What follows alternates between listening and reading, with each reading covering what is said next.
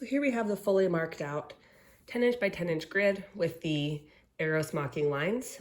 Different types of smocking, different shapes of smocking will be marked differently, but this is the arrow smocking that is used on the grid gator pattern.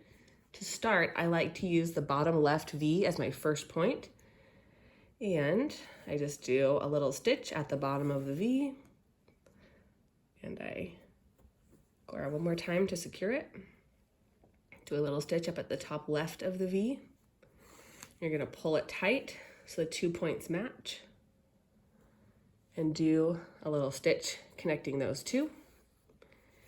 You open it back up at top right point of the V, take a little stitch there, pull it tight so that all 3 points are now together. Do a little stitch connecting those points.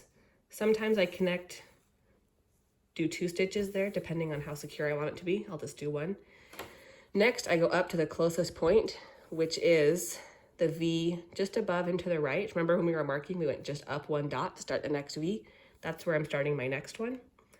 This is important. You need to leave the thread connecting these 2 loose in order to create the V shape. So as you see, it's just straight. It's not pulling the fabric at all. I'll do 1 more stitch here to secure it. And if you pull, you should feel that's not really pulling the thread. If it's still pulling the thread to make it tighter, do 1 more stitch, and that should make it secure. Then you'll go to the bottom of this new V. You'll pull the thread tight until the 2 points are connected. You'll do a little stitch connecting those points. You'll go up to the top of the V, do another stitch, pull it tight so the 3 points are connected again. And then, if you remember, we went down just 1 point to start the V on the bottom row. I like to do 1 row at a time. So we'll go just 1 point down to this V on the bottom row. And again, between the V's, we want to leave the thread. Just leave it loose so it's not pulling the points closer together. Do 1 more stitch to secure it. You'll go to the bottom of the V,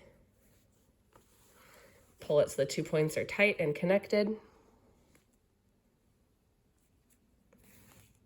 Do 1 more at the top. Pull that tight so the 2 points are connected. Then you'll stitch another stitch to really keep that together. And we'll go up.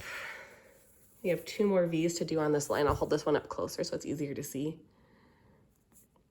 Take a little stitch. Make sure you're only catching this top layer of fabric if it's folded at all. Do 1 more stitch to just keep this line taut so it doesn't get pulled when I connect the points. A little stitch at the bottom of the V. Pull those together.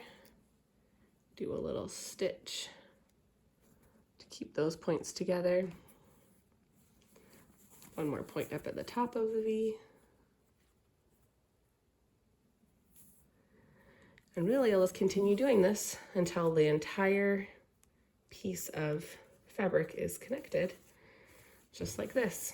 And as you can see on the front, the lines did go through, like I mentioned. When you mark with a really dark fabric or a dark marker on light fabric, it'll go through. So I wouldn't recommend this in real life. But these arrows are starting to form just right here. There's another one.